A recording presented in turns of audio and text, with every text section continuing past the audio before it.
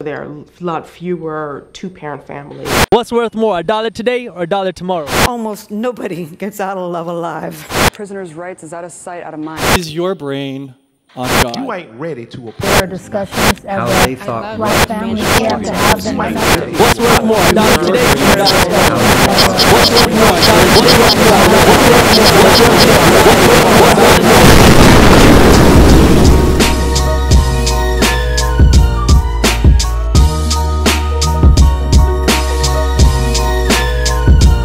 Welcome, folks, to Reality Gurus, the show where we take a commonsensical approach to issues through complex conversation. I'm your host, E. Cleve. Be sure to follow us, like, share, subscribe on all across social media platforms, Facebook, Instagram, Twitter, and then also check us out on YouTube, man. We got some good stuff going on today. Got my fellas here, IADB, Reality Gurus. What's going on, gentlemen?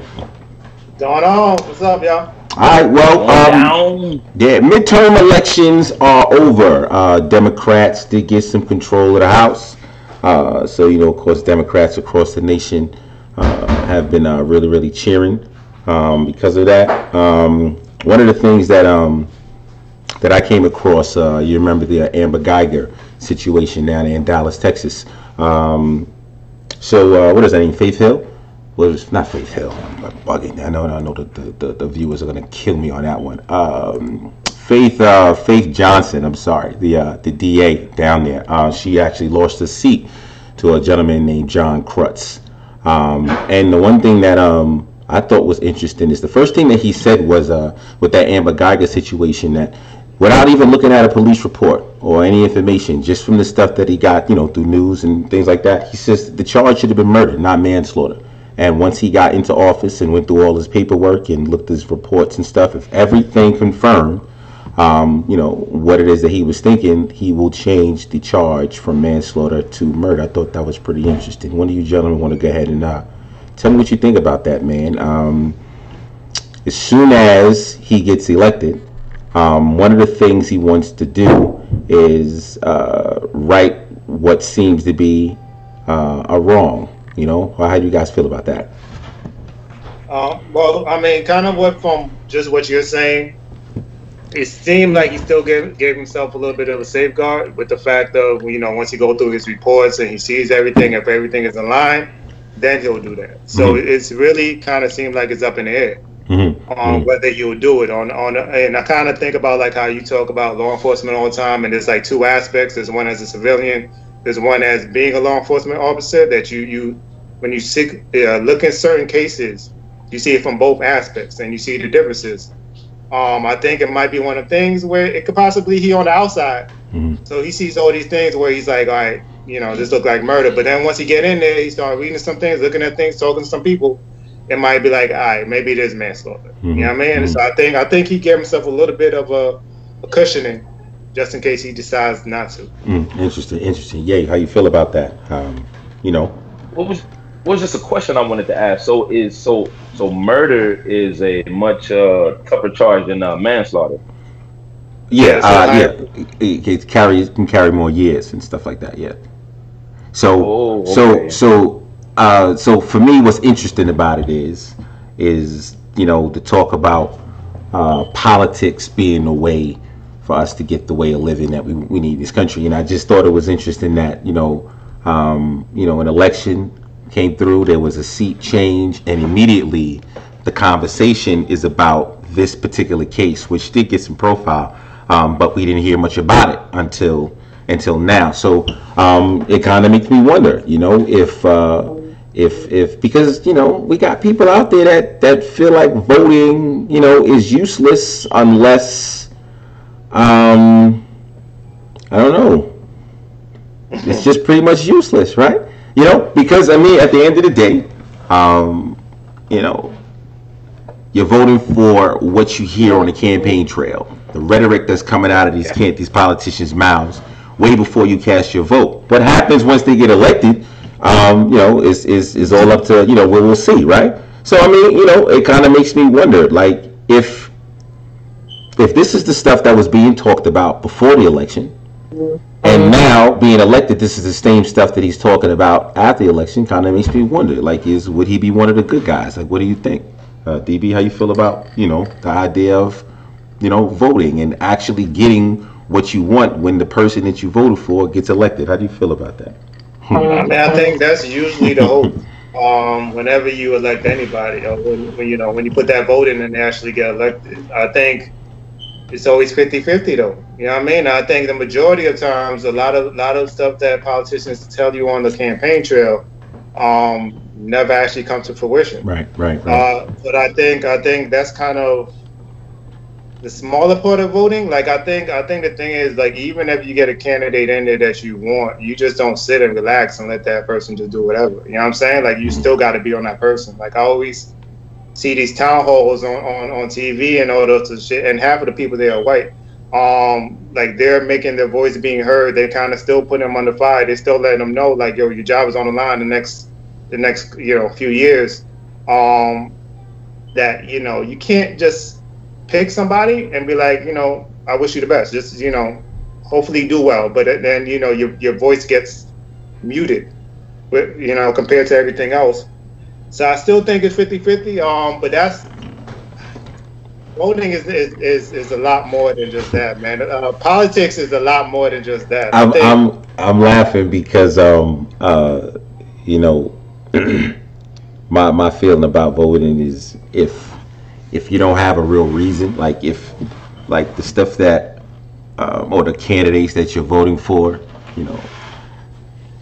they don't have a history or a track record of trying to fight for the laws and the stuff that you are interested in.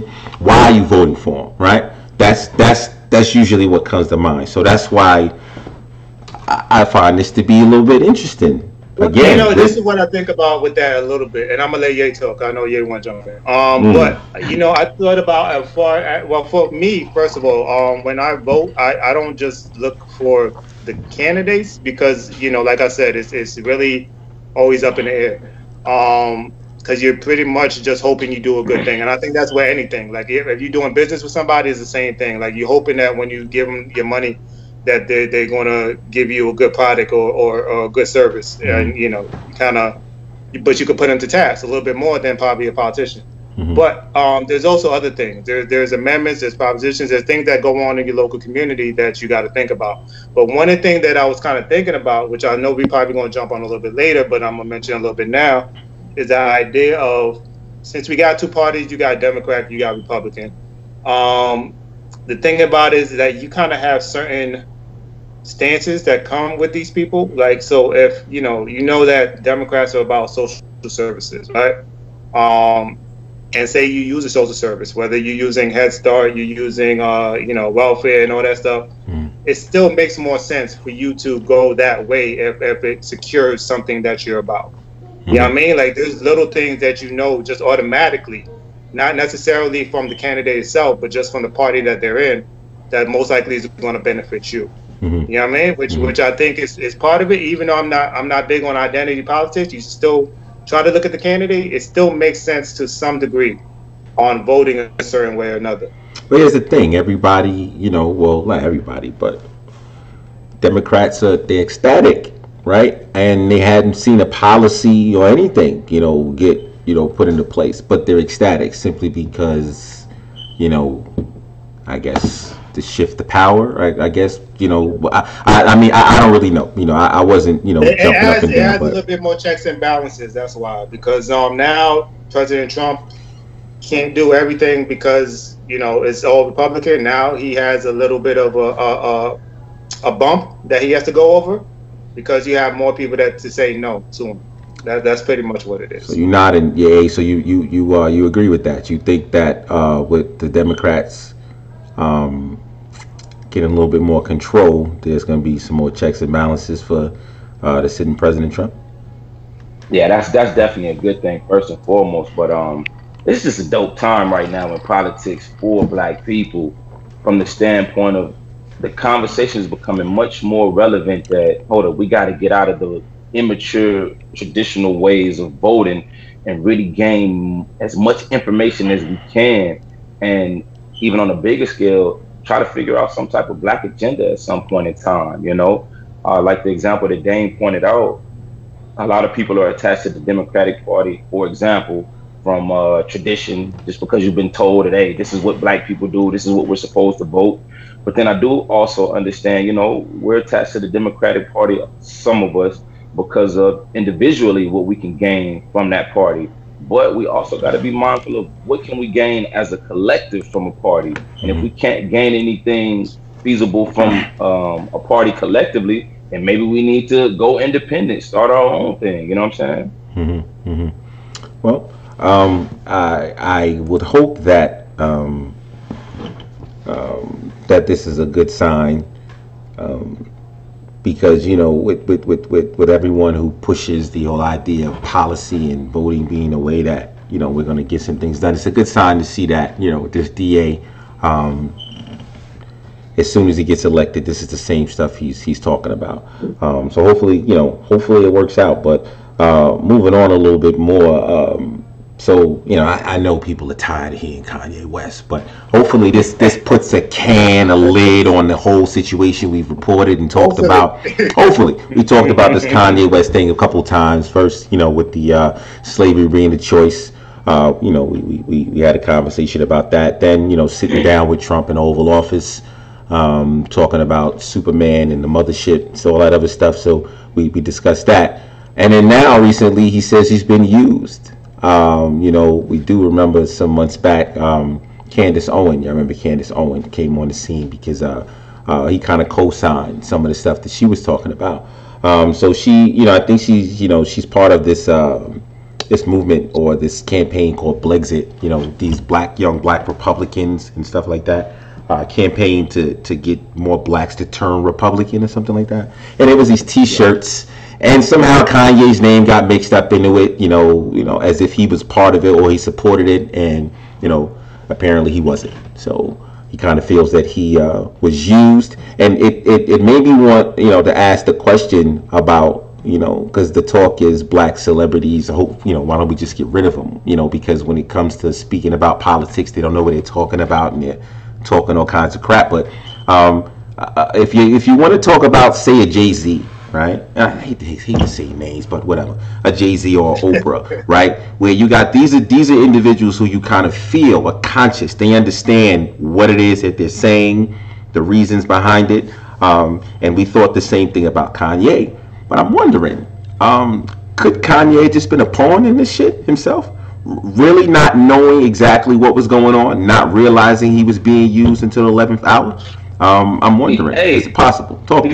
He's a microcosm of our whole community. We're like, hey, because if I'm not mistaken, he said that he saw a video or two from her, and then he just endorsed it. He jumped behind her, but he didn't get the full spectrum of what she was truly about and what agenda she was fully pushing across. Right. Until it's like, oh man, I don't represent that. Hold up, I'm backing out. And a lot of times that's the thing again what our community sees. We see this one little thing. They come down to a church or they dancing on TV with our black figures, and we like, hold up, I'm with her. She came down to the black community. I'm supporting that. But then when you really start to read into some of the things that certain politicians, specifically the Clintons, have backed in the past, you say, whoa, this was much more of a detriment to our community. If I knew this, I would have never backed her. Mm-hmm. So we gotta do a lot more researching before we jump behind this candidate.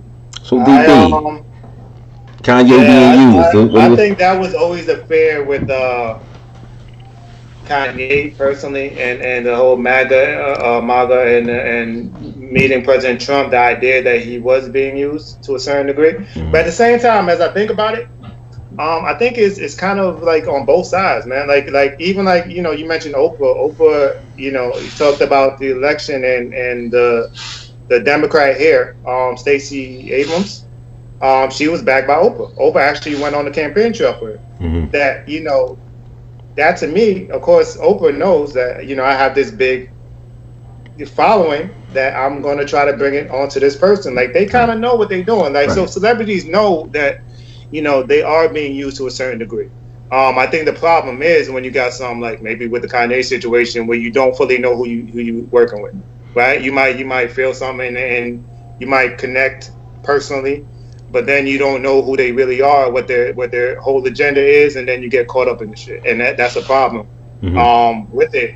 Like if you're going to promote somebody, especially if you have a huge following of people, that maybe there is a little bit of responsibility that you're supposed to take in doing your due diligence about this is what I'm being part of. You know what I mean? Like I kind of personally don't like the whole rock the vote where you see all these motherfucking celebrities because what are they voting for? Listen, man. I mean, I'm with you on that. I think it's ridiculous, and it comes every time it comes around. I turn the radio off, turn the TV, or whatever is coming through, man. I just click through that because it just sounds foolish to me. But are we giving Kanye a pass now? Like, are we kind of giving him a pass? Are we kind of saying, you know, we realize that you were a victim here in this situation, like you had good intentions, right? But you kind of put yourself in a game that you really wasn't prepared for, and now you got used. Like, I mean, do we give Kanye a pass now, or are we still kicking him? You know, is he still banned from the black community? Are we still boycotting Yeezys and stuff? Me personally, it's a man to me. I don't care, but from what I'm seeing, the people that wasn't giving them a pass, still not, because some of the stuff they said automatically is that his sneakers were doing bad or his new product was doing bad. That's why all of a sudden he's turning. So they finding reasons not to ride with him. You know what I mean? Now that it's possible. It's possible that the epiphany came upon seeing that the sales for his sneakers was very low. But what I'm saying is that, you know, in the beginning we were thinking that it was all publicity, right? He's selling an album, so he's just going to say any outrageous thing, you know, that comes to mind, you know.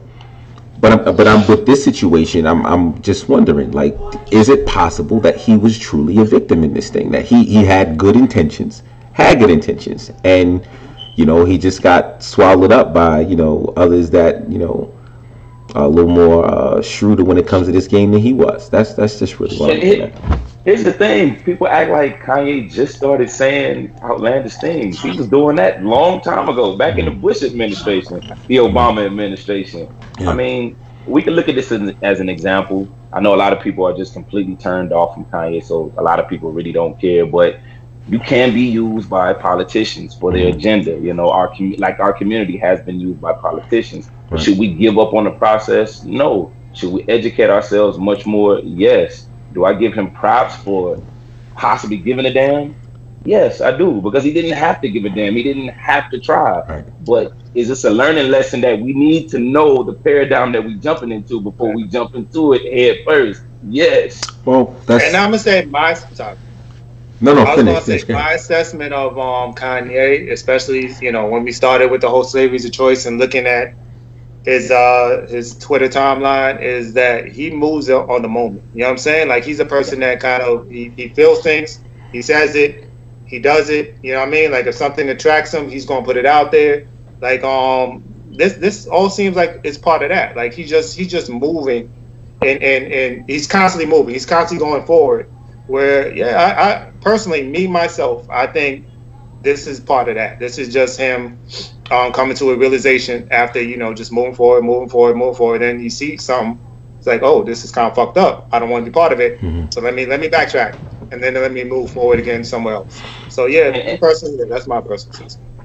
And I could say, by the least, that should motivate people that, hey, if there's something out there that you feel passionate about, you know, as far as politics, as far as changing your community, get off your ass and make a change. Yeah, you're going to make some mistakes during the process, but don't give up until you get to your desired outcome. Fight for it.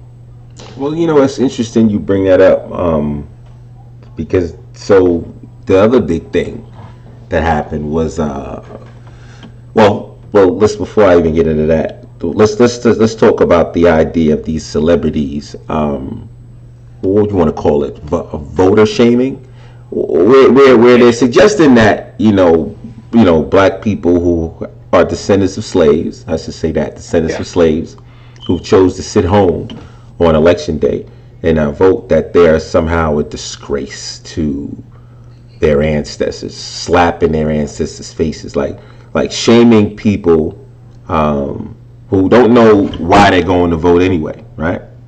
Into going to vote, and, you know, shaming them by, I thought that was kind of crazy. You know, Oprah was good on that campaign, and then also Roland Martin. Roland Martin And he also took shots at, individuals, specifically Jason Whitlock. He had a sit down with Jason Whitlock. He talked about Jason Whitlock. And then he actually mentioned Traiq Nasheed about, how they should be ashamed of themselves because they outwardly say that they don't vote. So if anybody follows, social media, Instagram, whatever there was that specifically ours, because it's on there. But go ahead. Oh yeah, check out make sure you go to Instagram and check out that Reality Gurus page if you want to go ahead and see this little clip that Traiq Nasheed put together. I thought was brilliant. Of Roland Martin, showing then what was it, presidential candidate Hillary Clinton how to do the wobble, right, on TV One, and the interesting thing about the little clip was just before that he had Roland Martin discussing about how certain descendants of slaves were disgrace. They were a disgrace, and then right after that, here comes the whole teaching how to wobble and all that stuff, right? I don't know if y'all. It comes from that. That's from down in Atlanta, right? Yeah. So. Whoa, no, put that on Atlanta. So hold on. Where did the wobble originate from? Where did it come from? That's from the Bronx. The wobble from the Bronx, man. That's from the. Either way, yeah, they'll kill me if because I ain't been in the Bronx for so long. They'll kill me if I didn't know that. But either way, so now, how do you guys feel, man, about this whole idea about voting versus choosing not to vote unless you have or unless the candidates are speaking to the issues that matter to you? What do you feel about that? How do you feel about these celebrities shaming people? Go ahead, yeah. How you feel about that? It's the lynch mob mentality. It's the bully mentality.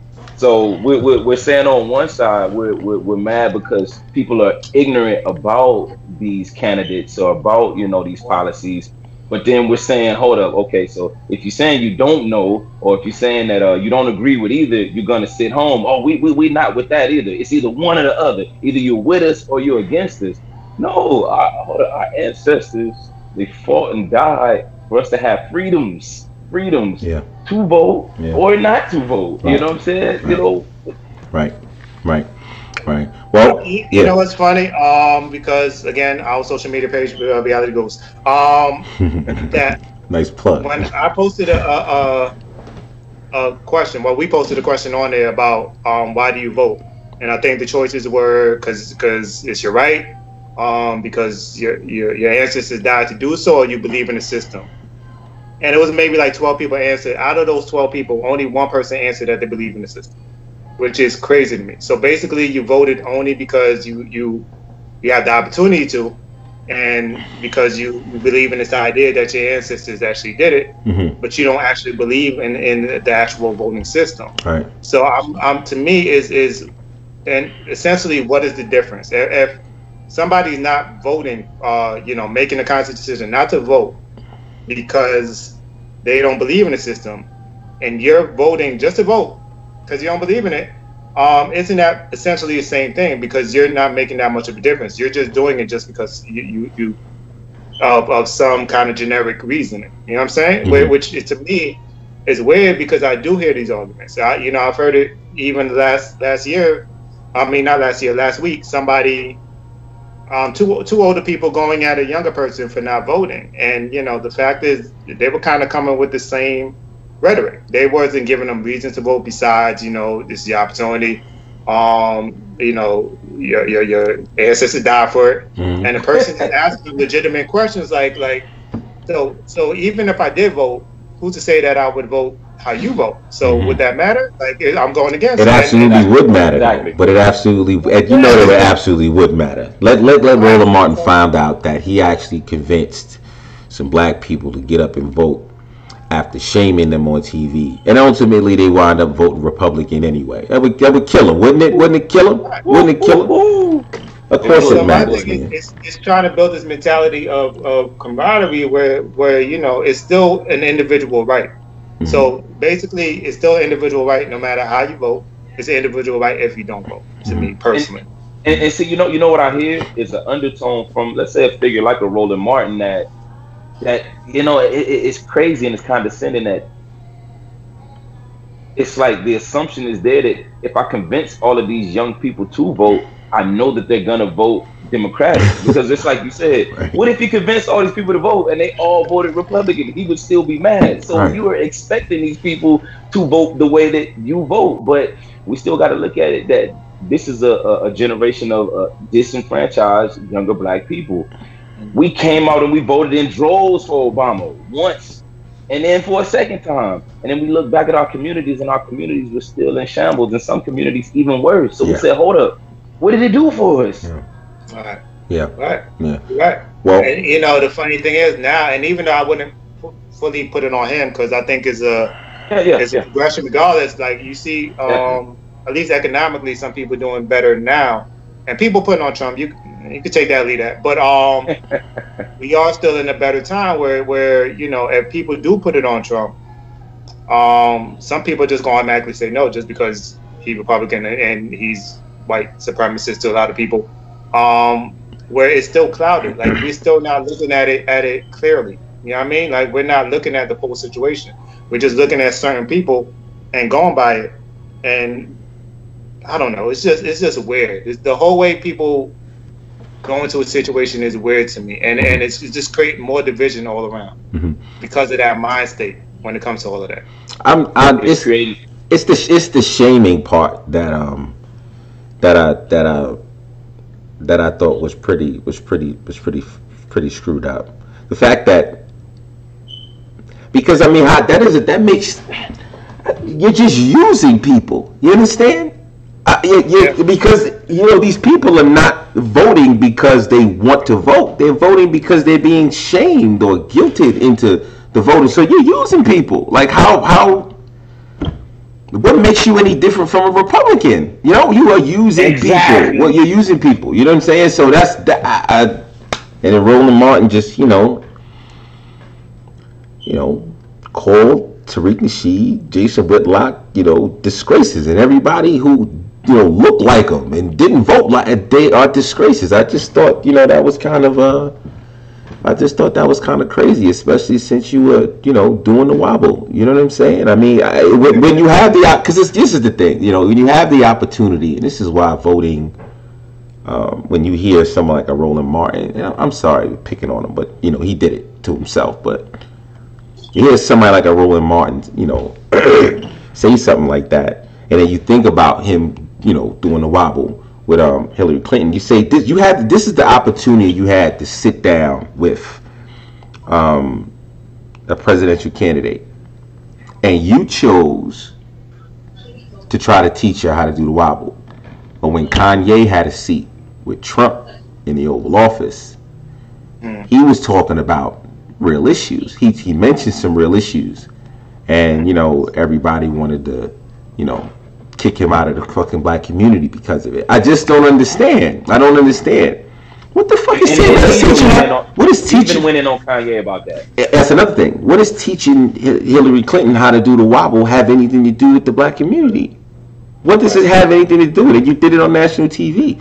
I mean, honestly, and this is why I think people say he panders, because all that's doing is humanizing her. It's making it seem like, oh, you know, she's trying to. It's kind of like if you think about back in the day when Bill Clinton was running and he played that saxophone on Arsenio Hall. That's the same fucking idea. Yeah. Like it's you know, making more attractive to the black people because she's trying to do our thing. Look at that, like she's trying to get down with us, and that's all that is. But and on top of that, the examples that you give. You think about when he did bring on certain people like Umar Johnson and whatever else, that you virtually almost go on attack to a certain degree. Like you kind of create a little bit of friction. Like, you know, you ask a question and then you combat them about the question. So it's kind of like you're already creating another division right there. And this is just you increasing division now with another topic of the voting by shaming them. And then also on top of that, which is a good thing. I might actually post something that Ye sent with the video. The thing is, not only do you now seclude them, you seclude their followers. So people who might have been on the fence, people who might have gone either way, now that you're attacking them, you're attacking those people that follow them as well, which is a bad way to do it. You know what I mean? Well, listen, man. I'll tell you what, man. I reserve the right to vote or not vote. It's completely my decision. It's based off of, you know, and especially it's going to be a local thing anyway, right? It's based off what it is that the community that I live in needs, the community that people that I love, you know, the loved ones, you know, whatever, you know, they may need, you know, vote towards that stuff. And if ain't nobody talking that shit, go grab your clipboard, get your fucking votes, and, you know, try to get an individual who you think is going to, you know, play to the politics that you need, you know, get them inside of that, in that arena. But folks, we had a decent show. Remember I said go ahead and check us out on all of these social media platforms. Check out the Reality Guru Show on Facebook, Instagram, Twitter, and, you know, engage, man. Talk to us, you know, comment, you know, so we can get ahead and keep these conversations going. Thanks to my man Kanye, DB, I'm G Cleve, Reality Gurus. Take care.